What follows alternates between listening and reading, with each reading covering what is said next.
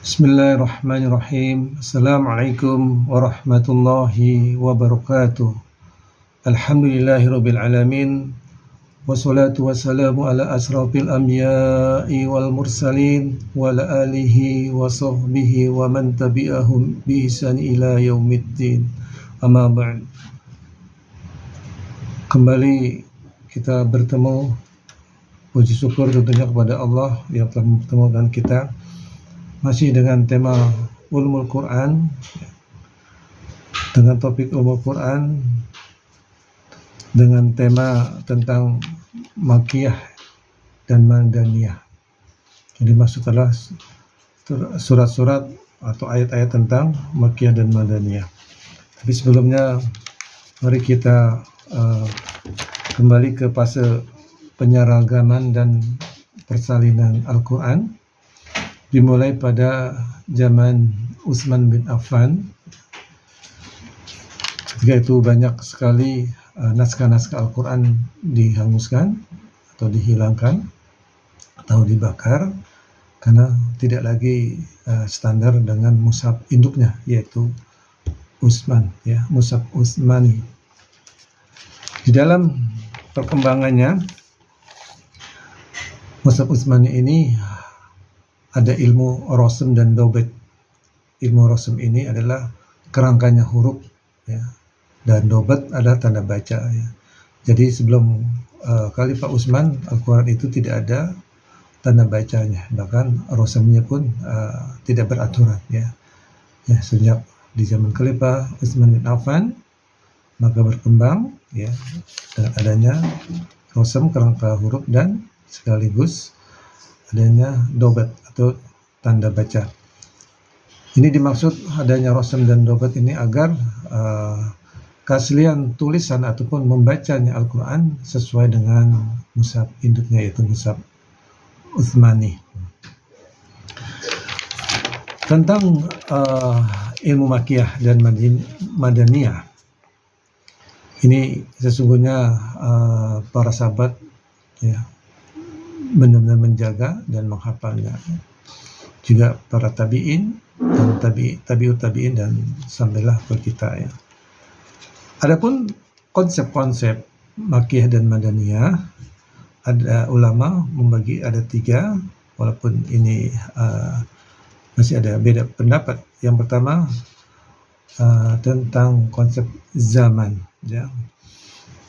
Jadi berdasarkan zamannya atau waktunya yang disebut surat atau ayat Madaniyah adalah ketika hijrahnya Rasulullah ke Madinah, ya. Juga sebaliknya yang disebut surat ataupun ayat tentang Makkiyah adalah ketika beliau Nabi Muhammad SAW belum hijrah ke Madinah. Adapun yang berpendapat tentang tempat atau makan, ini kurang sesuai, ya, karena ketika Rasulullah mungkin sedang safar ke salah satu negeri, ya, Yaman atau seterusnya, ya, ini kan susah menamakan nama suratnya, ya. Jadi tidak relevan tentang tempat, ya. Juga tentang lawan bicara, muqattaf, ya, lawan bicara, ya. Apakah lawan bicara ketika orang-orang Madinah, ya, itu disebut Madinah, atau sebaliknya ketika Rasulullah berbicara dengan Mekah, apakah itu masuk surat ayat Madinah. Sedangkan ada ayat-ayat, ya, yang berbunyi yang melafadzkan ya ayyuhallazina amanu, wahai orang beriman, ya. Ataukah tidak bisa, yaitu lawan bicara yang menjadikan patokan, ya.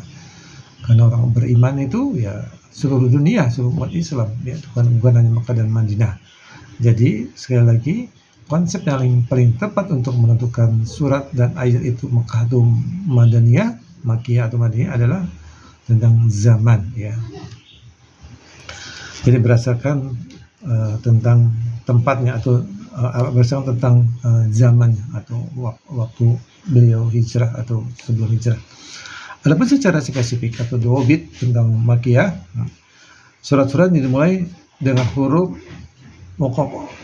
muqattahah, ya, muqattahah, ya. Jadi muqattahah ini adalah dua surat ya, Jahrawain atau menggunakan kata awalnya alif lam mim ya. Ini ciri-ciri makiyah secara spesifik, secara dawabit ya, adanya surat alif lam mim, kecuali kata ulama surat Al-Baqarah dan Al-Imran ya. Selain itu adalah inilah surat makiyah yang dimulai dari alif lam mim.